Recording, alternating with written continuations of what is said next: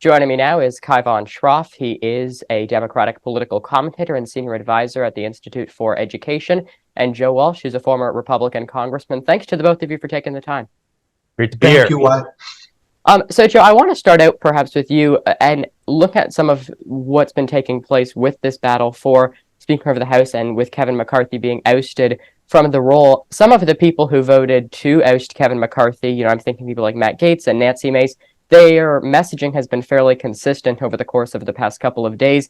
They're saying that they feel as if the GOP establishment is out to get them. But at a time when Republicans are becoming more and more the party of Donald Trump, are the Matt Gaetzes and Nancy Masons of the world, are they not the establishment themselves? Donald Trump is the establishment. This is Trump's party. Wyatt, Jim Jordan and I served in Congress together 10 or 11 years ago. We were the crazy, extreme Tea Party guys. That's changed, right? This is the MAGA party. This is Trump's party. That's not good for America, but that's where this Republican Party is. Jim Jordan will probably be speaker, and that would have been unheard of 10 or 11 years ago. He and I were trying to make life miserable for the current speaker then. But this shows how radicalized and really out of control this current Republican Party is. And Kaivan, for Democrats, as of right now, there are a lot of people who are looking at what Democrats did and the fact that Democrats also voted to get rid of Kevin McCarthy. There were some Democrats, I guess, who were thinking of perhaps strategizing to prevent something like this from taking place. Would that have, from your perspective, had any benefit, supporting Kevin McCarthy so someone more extreme doesn't get into the position? I think some Democrats were open to that. McCarthy himself was close to the idea, but I think that this is the right thing that has happened, that Democrats, clarity is powerful. And I think for a long time, Kevin McCarthy was there, maybe for some moderates who love the New York Times to think, oh, maybe there's a mature adult in the room who will save us from MAGA and Trump. And that was actually never the case. If you look back, Kevin McCarthy caved every single time. So I think it's powerful not to have that false safety net and to really see the opponent clearly. And that absolutely is Jim Jordan, Steve Scalise. These are absolutely people, extremists, as Joe mentioned. And I think, look, one powerful thing here, why don't we have moderate Republicans coming over to the Democrat side and electing Speaker Hakeem Jeffries? Because there aren't any moderates left in the Republican Party. And Joe, when we're looking at, obviously, we have usually for a speaker's election, it's not something that is receiving this amount of attention because usually the Democrats put someone up for the position, the Republicans put someone up for the position, and then the party with the majority of the seats is the one whose candidate gets elected. But of course, that was anything but the case in January when Kevin McCarthy, it took him 15 rounds to become the speaker. And given that we have Steve Scalise and Jim Jordan, who have both said that they're going to be running, and perhaps some other candidates as well, jumping in the race, how careful should Republicans be? Given the fact that they have a very slim majority in the House right now, it seems like it's a possibility that they could lose that majority next time.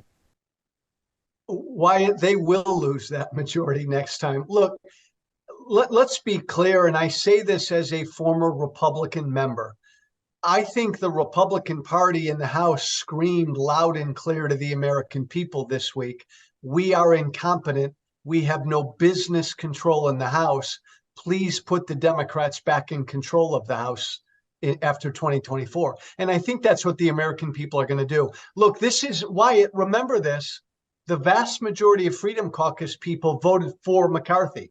The vast majority of the hardline MAGA people voted for McCarthy.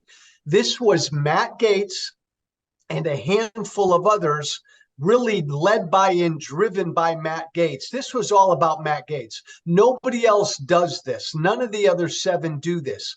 This was about Gaetz, branding for Gaetz. But it's done, and I think you're still going to have a long, drawn-out fight next week. But with Trump's endorsement, I think Jordan probably will be the speaker.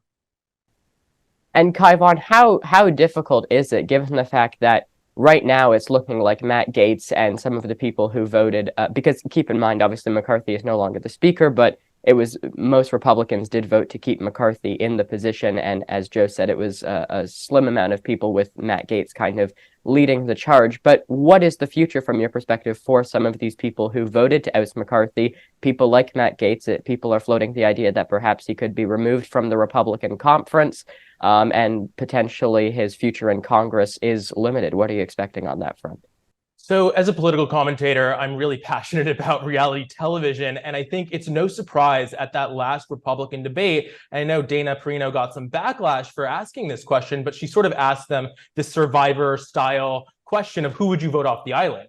And I think some people balked at that, but that really is what the Republican Party is today. That's why, by the way, I mean, these people aren't even competent enough to set up the debate to have the speaker debate. And so they were going to have this Fox News debate. It just got canceled in the last hour or so. But I absolutely could see Gaetz getting kicked out. But how disgusting a reflection on his colleagues that they had all this information this whole time. And until it's convenient to them, they're going to hold these sort of gross, him showing videos of underage people, perhaps, that he may have had relations with, all this nonsense they want to drudge up now that he's not serving their agenda. I think it really speaks volumes. And I think, yes, this is an opportunity for Democrats to show their leadership. People like to criticize the older leaders in the party, but I think one thing to note is Kevin McCarthy was 25 years younger than Nancy Pelosi, and she led that House with unbelievable competence and skill well into her 80s. And I think that's a dynamic to consider when you have somebody,